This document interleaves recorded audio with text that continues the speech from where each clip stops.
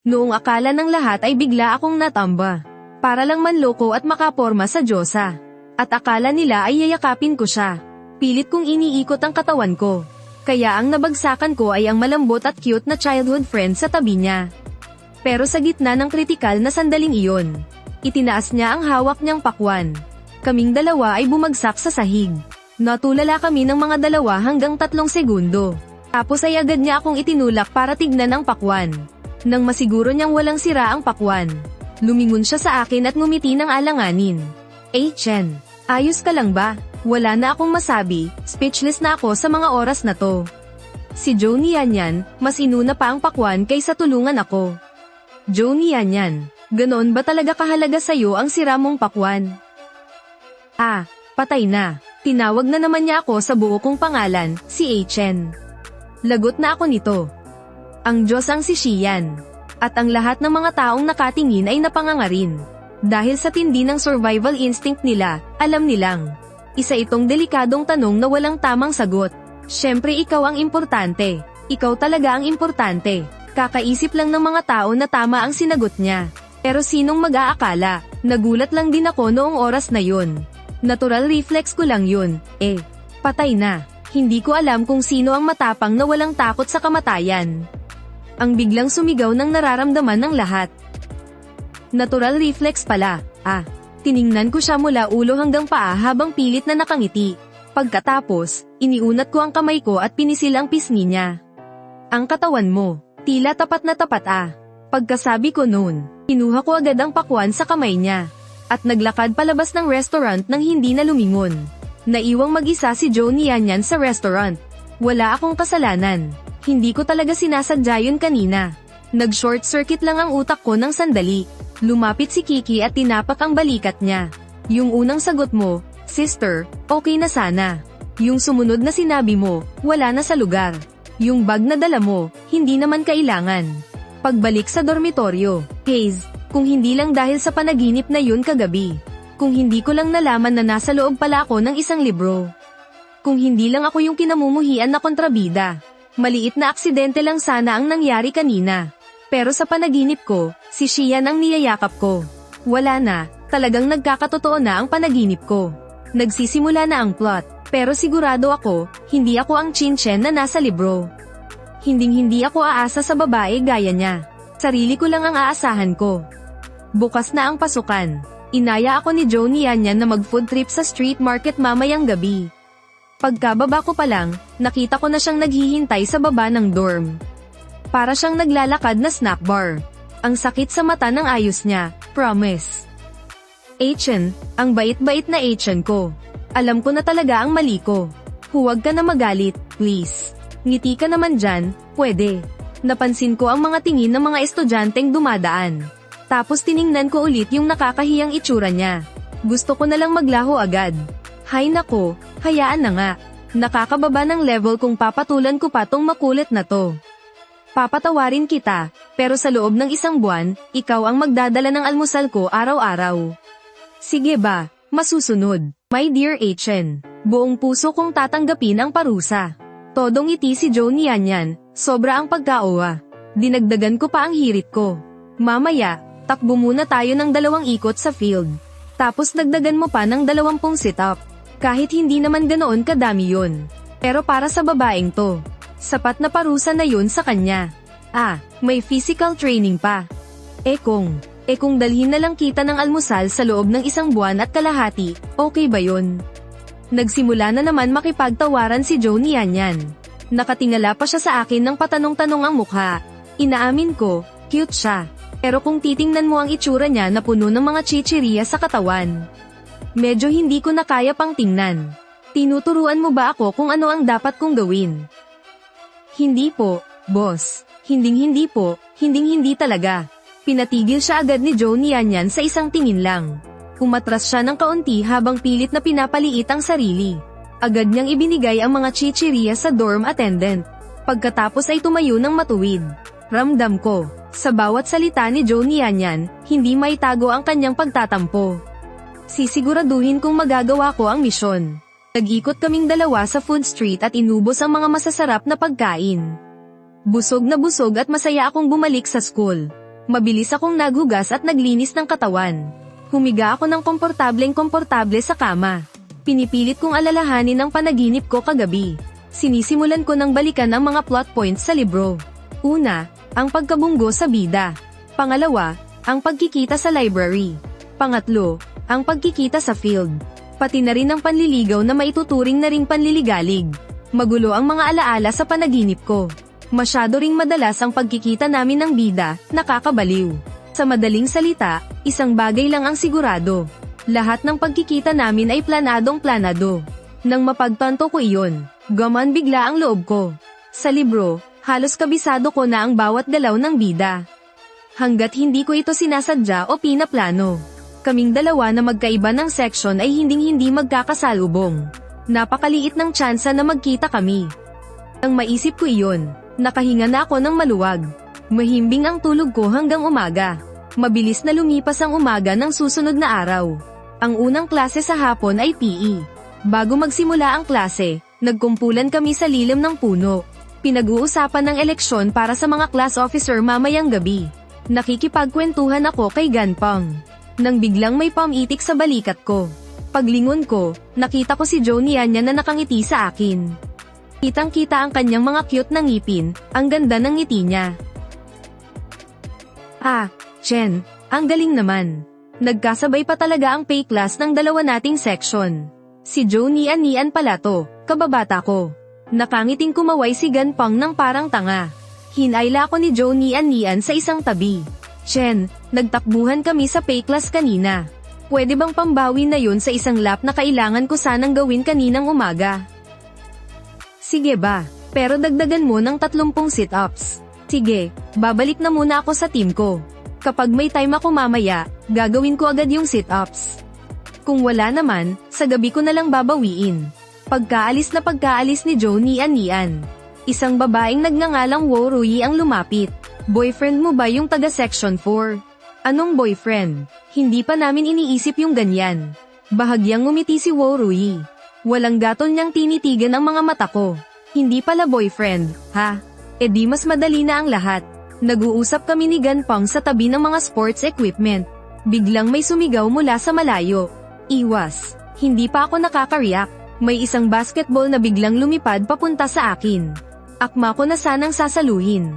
Nang biglang may humarurot na babae at hamarang sa harap ko. Nawalan ng balanse ang babae at pasubsob na natamba sa harap ko. Kaya napasama ako sa pagkadapa. Nagkasugat pa yung palad ko. Nakita ni Shian ang sugat sa palad ko na medyo malala. May bahid ng pag-aalala ang malamig niyang mga mata. Ang malas ko naman, saktong-sakto ang kamalasan. Abot hanggang langit. High-risk zone pa naman ang gym sa mga ganitong campus novel. Bakit ko ba nakalimutan yun? Ang tanga ko talaga. Okay ka lang ba? Nakita ko kasi yung bola na papunta sa'yo. Hindi na ako nag-isip. Gusto ko lang siguraduhin na hindi ka masasaktan. Di ko inaasahan na ikaw pa rin yung nasaktan. Ihahatid na kita sa klinik. Nagtilian si Yupang sa babaeng iyon.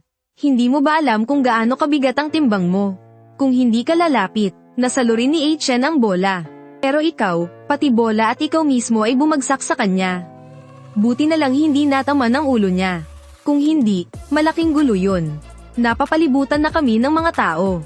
Si Shian, hindi naman mahilig makipag-ugnayan sa mga lalaki. Pero ngayon, bigla siyang lumuhad para alalayan ako. Bigla akong napadilat. Iinikot ko ang paningin ko sa mga tao sa paligid. Nasaan ang kaklase ninyong si Joe Nian? May sumigaw mula sa karamihan. Wala siya rito. Ihahatid na kita sa klinik. Pero ayoko talaga siyang maging kaugnay. Sinubukan kong maglakad ng mag-isa. Pero bigla akong pinigilan ni Yupang. Huwag ka nang matigas ang ulo. Ang laki ng school natin. Aabutin ka ng siyam-siyam bago makarating doon kung magpapatalon-talon ka lang. Dahil gusto ka namang tulungan ni School Queen Shian. Huwag ka nang maarte dyan. Napabuntong hininga na lang ako. Paikutin ko ang mga mata ko. May naisip akong plano. Bigla akong tumuro sa labas ng bilog. Sa isang matabang babaeng hindi makasingit, sabi ko, "Excuse me, classmate. Pwede bang pakihatid mo na lang ako sa klinik?" Natigilan si Shukiki. Namula agad ang mukha niya. Hindi niya alam ang gagawin sa harap ng maraming tao. Masyadong malaki ang school na to. Hindi ko alam kung nasaan ang klinik. Kaya pwede mo ba akong tulungan? Narinig ni Xian ang sinabi ko. Bahagyang kumunat ang noo niya. Chin Chen. Ano bang nangyayari? Bakit sa tabi niya na ako? Pero hindi niya ako pinapayagang mag-guide sa kanya. Sa halip, ibang tao pa na hindi naman niya close ang pinapapunta niya. May nagawa ba akong mali? Sa gitna ng mga tinging puno ng inggit at selos, naunang maglakad si Shu Kiki para ituro ang daan. Samahan mo ako sa klinik. Tapos, dahil nakita niyang ang bagal ko palakad-lakad, kusa siyang lumapit sa akin para alalayan ako. Sumunod din sa amin sina Xian at Wo Ruyi. Gusto sanang sumama ni na Chen Peng. Pero pinigilan ko sila.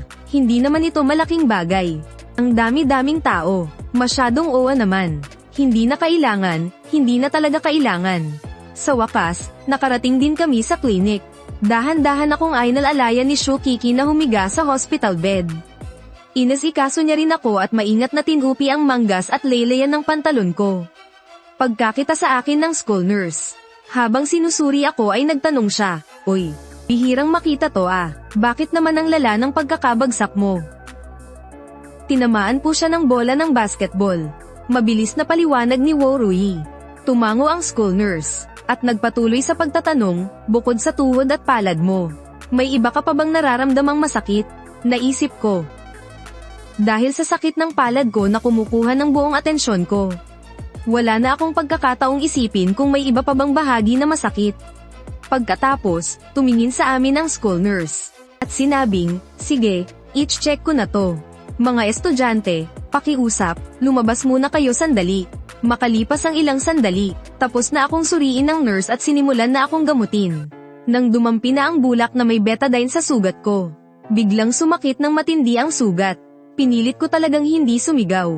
Pero dahil hindi ko na talaga kaya sa sakit, napadaing na lang ako ng mahina. Dahil sa pagiging matigas ko, natulala ang mga babaeng estudyante. Kaya naman, mahina hong inalo ako ni Shu Kiki at sinabing, "Chin Chen. Classmate. Kung masakit, ilabas mo lang. Huwag mo nang kimkimin." Sa wakas, nalinis na ang mga gasgas at pasa sa tuhod ko. Dahil ang dalawa kong palad ang sumalo sa bigat ng pagbagsak, doon ang pinakamalala. Kaya naman binalot na ang mga ito ng benda na parang dalawang malaking puting tinapay. Ako na ang maglalagay ng gamot sa likod niya. Pairan ko na siya ng gamot sa likod. "Hindi ba kayo lalabas muna habang ginagamot siya?" Tiningnan sila ng bahagya ng school doctor. Biro niya, nang marinig nilang kailangan pang lagyan ng gamot ang likod. Namula agad ang mukha ng tatlong babaeng estudyante. At nanggakalagkad silang lumabas. Hindi nagtagal, pinapasok na rin sila ulit ng doktor. Seryoso at payong kapatid niyang sinabi, "Sa susunod, mag-iingat na kayo sa paglalaro ng bola. Hindi dapat nakakalimutan ang pagkakaibigan dahil lang sa laro. Tingnan niyo naman ang sugat na to sa kamay. Paano naman makakakain at makakasulat si Fantia nito? Tsaka, huwag na huwag mababasa ang sugat sa mga susunod na araw. Bantayan niyo siya, Bumalik kayo pagkalipas ng 2 araw para palitan ang gamot." Pagdating sa huling bilin, tumingin sa akin ang doktor at sinabing, "Estudyante, ito na ang mga gamot mo. Huwag mong kakalimutang i-spray ang gamot sa tuhod at likod mo araw-araw. Huwag na huwag mong kakalimutan." Matapos ibigay ang lahat ng tagubilin, kumaway na ang doktor bilang hudyat na pwede na kaming umalis. Biglang sumingit si Wo Ruyi at sinabing, "Kiki, pagod ka na. Ako na lang ang umalalay kay Tai Chen." At akmang aabutin na niya ako, pero si Shu Kiki, dahil sa pagiging inosente, inakala niyang paggalang lang iyon. Kaya kumaway siya at sinabing, "Hindi naman ako pagod." Si Xian naman na nasa gilid, agad na napansin na parang may mali sa akin ngayon. Pero hindi siya sigurado kung guni-guni niya lang ba iyon. Kaya pinili niyang manahimik, at hinayaan na lang silang dalawa na mag-agawan. Sa sandaling iyon, mabilis na dumating si Zhou Nianyan na parang may hinahabol. Pagkakita sa kalagayan ko, kitang-kita ang pag-aalala niya. Pagtingin naman niya kina Xian at Wo Ruyi, napapahumpi siya ng irita. Pero binalik niya ang lamang sa akin, "Chen, ako na ang mag-aalalay sa'yo pabalik ng classroom." Hindi pa man natatapos magsalita si Zhou Nianyan. Nakatayo na siya sa tabi ng kama ko, at handa na akong alalayan. "Salamat sa tulong mo, classmate. Pero siya na lang ang mag-aalalay sa akin. Mas komportable ako sa ganito." Ngumiti ako ng matamis kay Shu Kiki. Pagbalik ko sa classroom, umupo ako sa upuan ko. Hindi nagtagal, Lumapit si Woruyi na namumula ang mukha.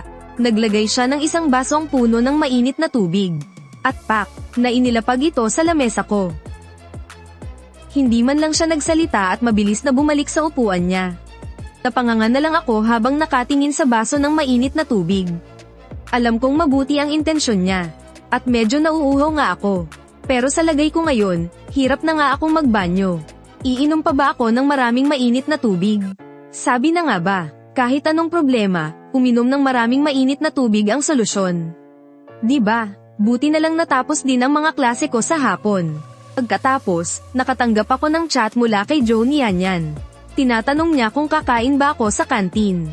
O ipagbabalot na lang niya ako ng pagkain. Ayoko namang pagtinginan sa kantin.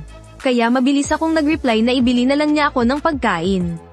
At magkikita na lang kami sa Campus Square. Hinintay kong umalis ang halos lahat ng tao. Bago ako pilay-pilay na naglakad papuntang banyo. Saka dahan-daang naglakad papunta sa Campus Square. Pagdating ko roon, sakto namang dumating na rin si Joe Nianyan. May dala siyang 2 lunchbox. Naupo kami sa stone table at nagsimulang kumain. Habang kumakain, sinabi ni Joe Nianyan, "Kung may kailangan ka nitong mga nakaraang araw, sabihan mo lang si Yang Jiajia. Mag-best friend kami ni Yang Jiajia sa klase nyo." Habang kumakain, sumagot ako ng walang gana, wala naman akong kailangan. Gagaling din naman ang tuhod ko sa loob ng 2 araw. Pagkatapos, narinig ko siyang nagsabi, oo nga pala. Tama, tinatanong ni Mama kung nag-a-adjust ka ba bilang exchange student, at kung kumusta ang buhay mo sa school. Hindi ko sinabi sa kanya na nasaktan ka. Pero narinig ko sa kanya, na may kliyente siyang taga-school din natin. Tinatanong kung tumatanggap ka pa raw ng racket. Pagkatapos, sumulyap si Joe Nianyan sa mga kamay kong mukhang apa na parang Monty. At nagbiro, sa tingin ko, magpahinga ka na lang muna. Hindi naman na siguro kailangan yung perang yun. Sandali akong nag-isip. Parang wala naman akong maalalang ganyan. Taga-school talaga natin siya. Nakipag-ugnayan na siya dati. Pero nung panahong yun, nasa biking pa tayong dalawa. Tsaka masyado kasing malayo, kaya hindi nakita nilapitan. Ngayong nabalitaan kong nakabalik ka na sa bansa bilang exchange student. Kaya kinausap ko ulit si Mama para ipag-connect tayong dalawa. Hindi ako nagsalita, iniabot ko lang yung kamay ko habang hinihintay kong ipadala ni Nianyan yung files ng client. I send mo sa akin yung profile para makita ko. Habang nagsasalita si Joe Nianyan, sinend niya agad yung file. Meron nga, pero hindi rin kasi ako pinapayo ni Mama na tanggapin mo yan ngayon. Pagkatapos kong basahin yung file, sabi ko, ang ganda naman ng quality ng client na to. Mababa yung requirements pero malaki yung bayad. Swerte mo, parang angel client ang natapat sa'yo. Tinatanggap ko na. Nag-atubili si Joe Nianyan ng matagal. Chen, sigurado ka bang ayaw mo munang magpahinga bago tumanggap ng trabaho? Grabe, mukhang pera ka na talaga. Pagkatapos ng klase nung hapon, hindi ako nagmadaling umalis. Naiwan din si Chen Pang para hintayin ako. Nung paalis na ang karamihan ng mga tao, lumapit si Joe Nianyan. Hindi ko inasahang nakasunod din sa kanya sina Woruyi at Xian. Pakiramdam ni Xian, dahil sa kanya kaya ako nasaktan. Kaya sa kahit anong anggulo, kailangan niya akong alagaan. Pero sumasakit ang ulo ko kapag nakikita ko sila. Ang daming taong naglalakad sa paligid ng campus ngayon. Inaalalayan ako ni Joe Nianyan. Tapos may 2 pang magandang babae na sumusunod sa tabi namin. Para kaming bida sa isang palabas na pinagkakaguluhan. Ang eksenang ito, grabe, nakakaawa talaga. Para itong standard opening ng isang kontrabidang lalaki sa mga kwento. Kung gaano kasaya at kaganda ang simula, ganun naman kasakit ang pagbagsak at kahihiyang aabutin ko sa huli. Habang inaalalayan ako ni Joe Nianyan, gusto ko nalang himatayin dito mismo. Pag naiisip ko yung malungkot na kapalaran ko bilang pampalipas oras na karakter. Tapos titingin ako sa mga babaeng bida sa tabi ko na wala namang kamuwang-muwang. Pakiramdam ko talaga, itong buhay na to. Sunod-sunod na kamalasan ang hatid sa akin. Pagbalik ko sa dorm, in-add ko ang name card na ipinasa sa akin ni Joe Nianyan. Agad niya akong in-accept. Inaya pa niya akong magkita sa Makalawa, para magkakilala raw kami ng mabuti. Pagkatapos ng mga gawain ko, nakahinga rin ako ng maluwag. At nagplano na munang mag-relax. Pero hindi ko inaasahan. Pagpatak ng 8:00 ng gabi, Nag-viral ng sobra ang school forum namin. May nag-post ng picture ko nung natamba ako. At biglang umingay ang buong campus. Sa picture, nakatabing sa kalahati ng mukha ko ang bangs ko. Nilagyan pa ng caption ng kumuha ng litrato na, walang anuman. Uminit ang diskusyon sa forum. May mga baliw na baliw sa hitsura ko. Aydain deklara ko na, siya ang bago kong crush. Sa gandang lalaki niyan, qualified na yan maging school heartthrob, di ba? Grabe, ang sakit sa puso ng aura niya, nakaka-inlove. Pero syempre, hindi mawawala ang mga kontrabida. Kayong mga fanboy at fangirl, nakakasuka kayo. Hindi nyo ba nahahalata na gimmick lang yan? Sakto lang naman ang hitsura niya ah. Malayo pa rin siya kumpara kay Young Master Do. Syempre, hindi rin nagpahuli ang mga tsismosong gusto lang makigulo.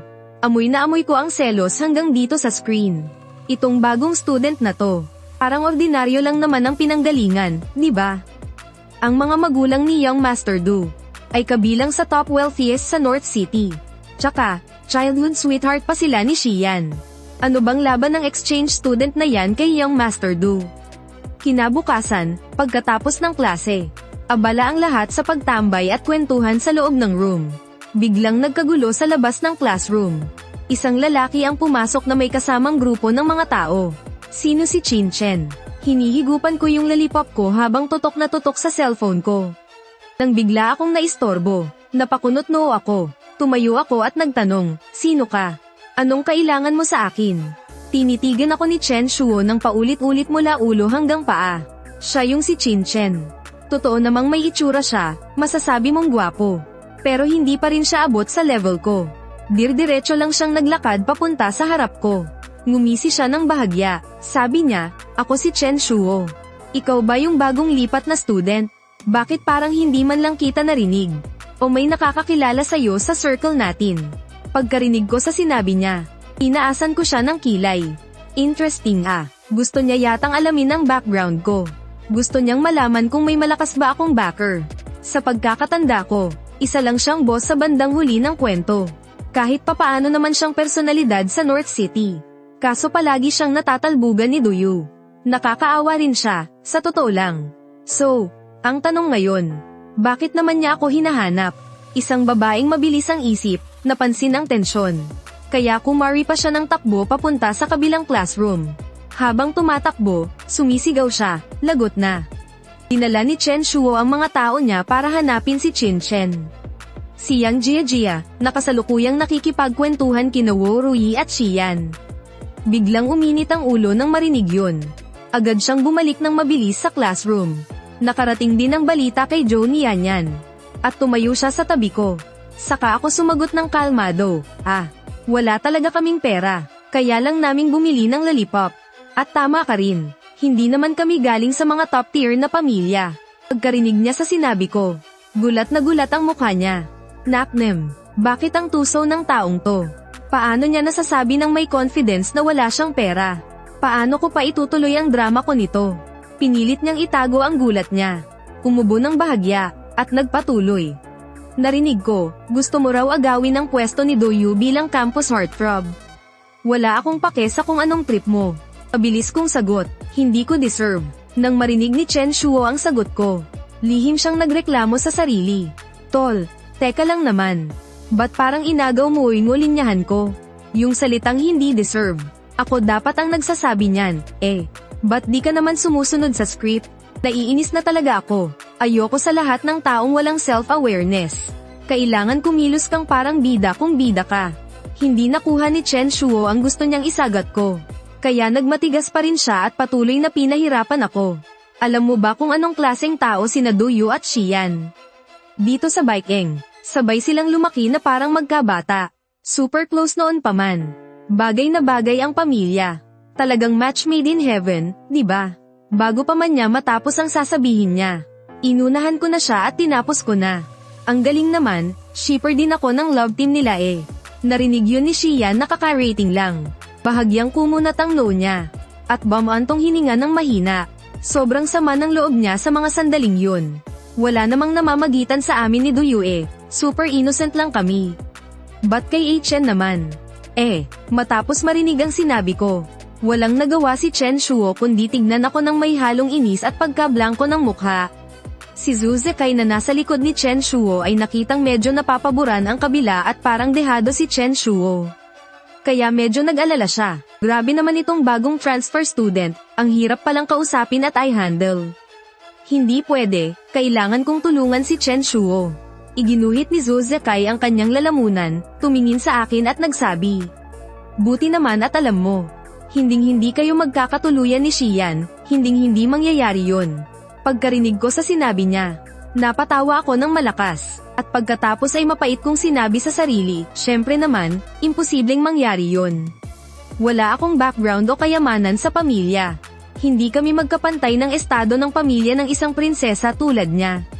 Bukod sa gwapong mukhang ito, at sa utak na puro na lang pag-aaral ang alam, wala na akong iba. Wala talaga akong silbi. Pagkasabi niyan, seryoso ko siyang tiningnan. Ramdam na ramdam ang pagkasinsero sa mga mata ko. Nagkagulo ang lahat ng tao sa paligid. Ang seatmate kong si Yu Zekeng ay palihim na nag-thumbs up sa akin. Si Yang Jia naman ay mukhang kinikilig na. Akala ko dati ay snob at cold na lalaki siya. Yun pala, may pagkapilyo rin siya. Ang galing, bet na bet ko. Ang galing talaga. Alam ko nang walang makakapiken sa kanya. Si Xian naman ay tiningnan ako ng may halong tampo. Para bang sinasabi niyang wala silang namamagitan ni Duyu. Chen, huwag mo sanang isipin ang mali. Nagulat ng bahagya si Chen Shuo. Sa sitwasyon ngayon, siya ang dehado. Napangiti na lang siya ng pilit dahil sa awkward. Sabi niya, hindi mo naman kailangang maliitin ang sarili mo. Gusto ko lang naman makipagkaibigan sa'yo. Buong katapatan ko itong sinabi. Ah, talaga ba? Sa tindi ng dating mo kanina.